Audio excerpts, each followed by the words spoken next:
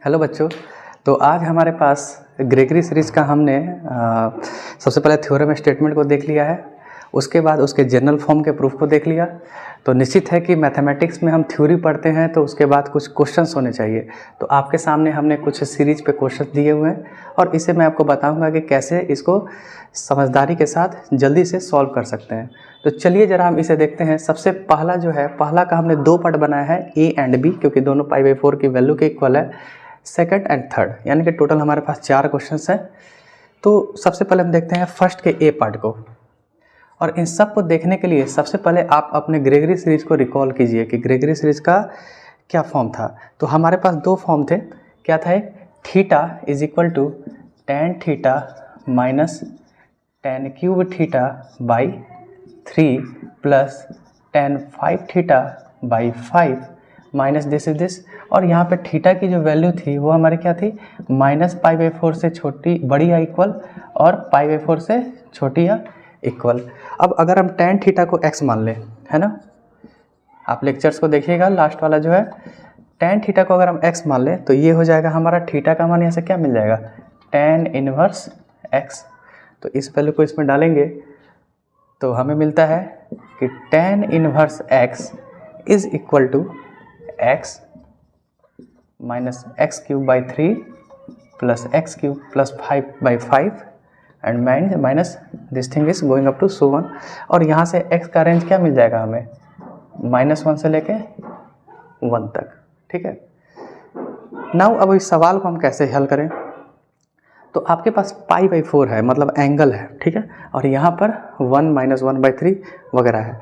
तो π/4 यहाँ पे कैसे आ सकता है? If we can put x equal to 1 in, मान लो इसका हमने नाम दिया फर्स्ट, इसको नाम दिया सेकंड।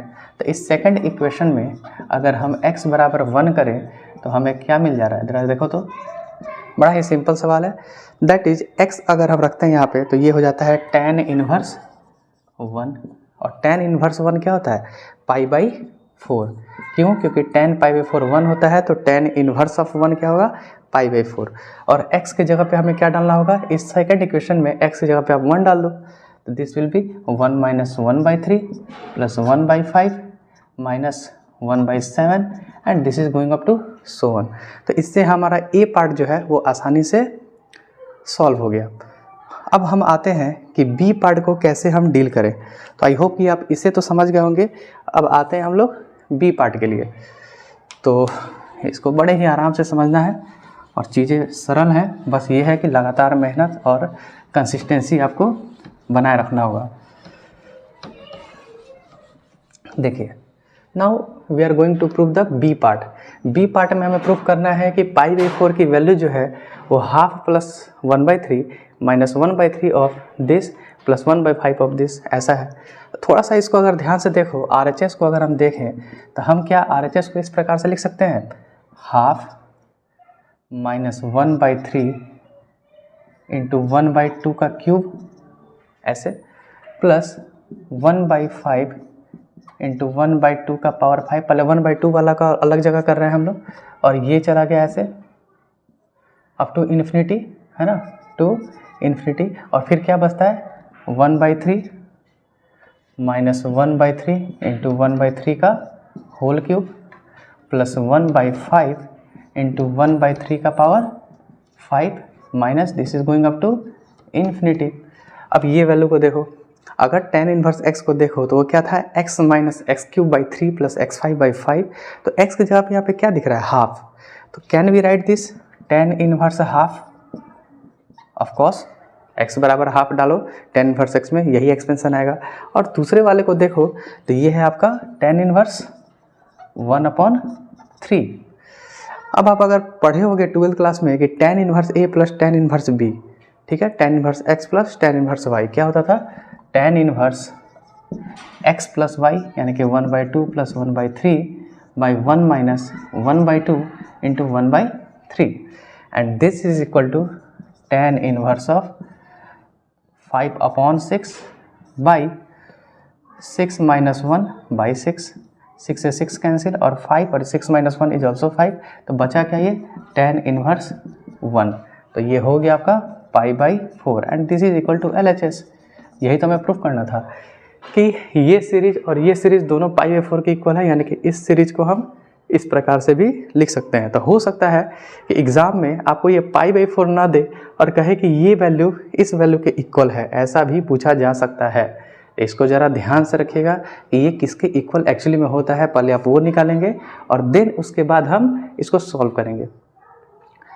अब इतना तो हमने कर लिया, फर्स्ट का हमारा ए पार्ट और बी पार्ट हो चुका है। अब हमारा सवाल है कि what about the second one.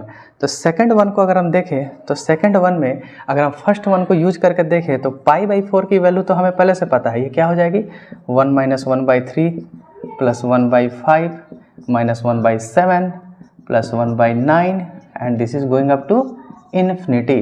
Okay, क्या करते हैं, इसको एक एक जगह ऐसा सॉल्व करते हैं कि 1 - 1/3 को एक जगह किया, ओके, देन 1/5 - 1/7 को एक जगह किया, प्लस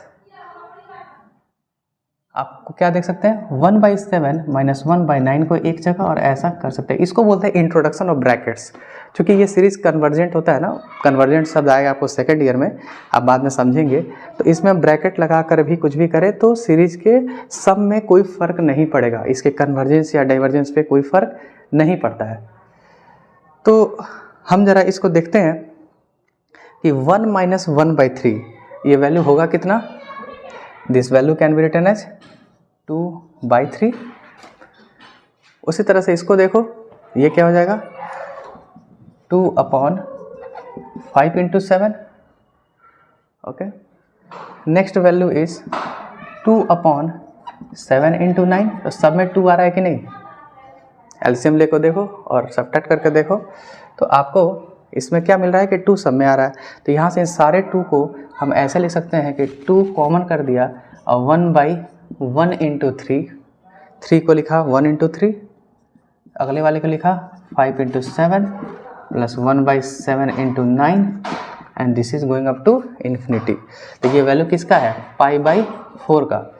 अब मुझे लगता है कि आप ये प्रूफ कर चुके हैं। तो π/8 पूछा जा रहा है, तो इस 2 को इधर लाओगे तो क्या मिल जाएगा, this value is equal to π/8 is equal to 1/1 × 3 plus 1/5 × 7 plus 1/7 × 9 and this is going up to infinity.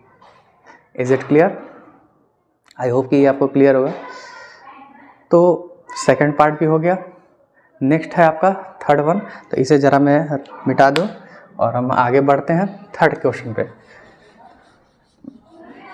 Trigonometry section का ये एक्सरसाइज है और ये बनाइए ज़रूर, इंटरेस्टिंग भी है और आगे आपको जितने भी हायर मैथमेटिक्स के एग्ज़ाम्स होते हैं वहाँ पर बहुत ही काम आता है। तो ये सीरीज से आपका पहचान बन जाना चाहिए।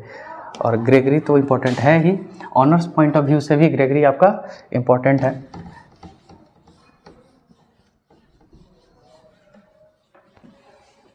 चलिए, तो अब हमारे पास थर्ड नंबर जो सवाल है, अब इस थर्ड नंबर सवाल को ज़रा देखें तो हो सकता है कि आपको वो पैटर्न नहीं दिख रहा कि किस पैटर्न से हम इसको किसी की वैल्यू के इक्वल लिखें।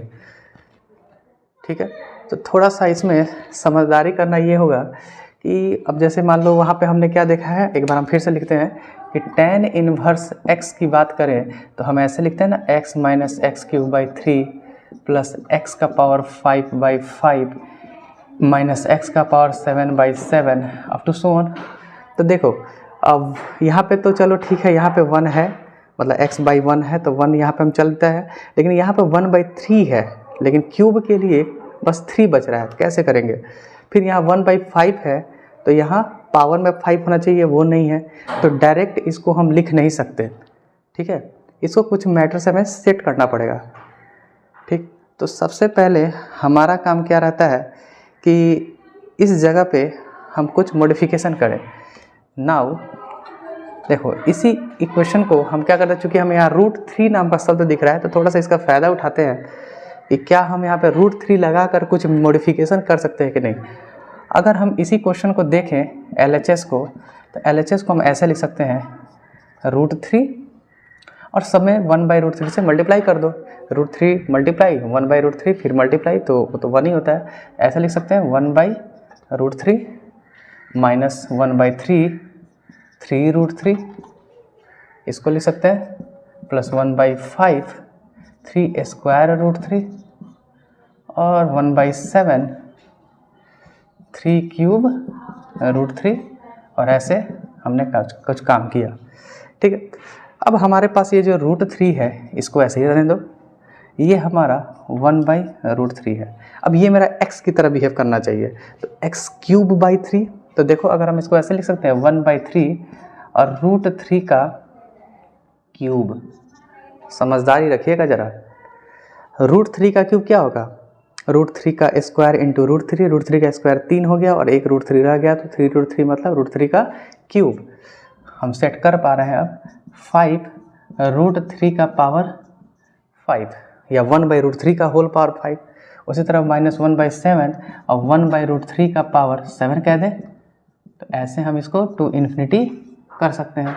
यहाँ पे थोड़ा सा मॉडिफिकेशन कर रहे हैं, तो इसको हम देख सकते हैं अगर ग्रेगरी सीरीज से कंपेयर करें तो x बराबर 1/√3 रखोगे तो आपको ये मिल जाएगा, this is tan inverse of 1/√3। ठीक है, तो tan inverse of 1/√3 is equal to √3। अब बताओ कहाँ पे tan लेने पे, किस एंगल पे tan लेने पे 1/√3 मिलता है, तो वो हमें मिलता है 30 डिग्री पे, इट मीन्स कि π/6 पे। तो then we got the answer. तो इस प्रकार से हम सारे सवालों को देख सकते हैं, समझ सकते हैं, और इसी प्रकार से और भी एक्सरसाइजेज हैं, आप उसको बनाइए, कमेंट सेक्शन में पूछिए, हम लोग बिल्कुल सपोर्ट करेंगे। और पर डे के हिसाब से मेरा जो प्लान है वो ये है कि पार्ट 1 के ज़्यादा से ज़्यादा टॉपिक्स को हम कवर करें और उसके क्वेश्चंस को बनाएं। तो आज के लिए बस इतना ही, फिर मिलते हैं।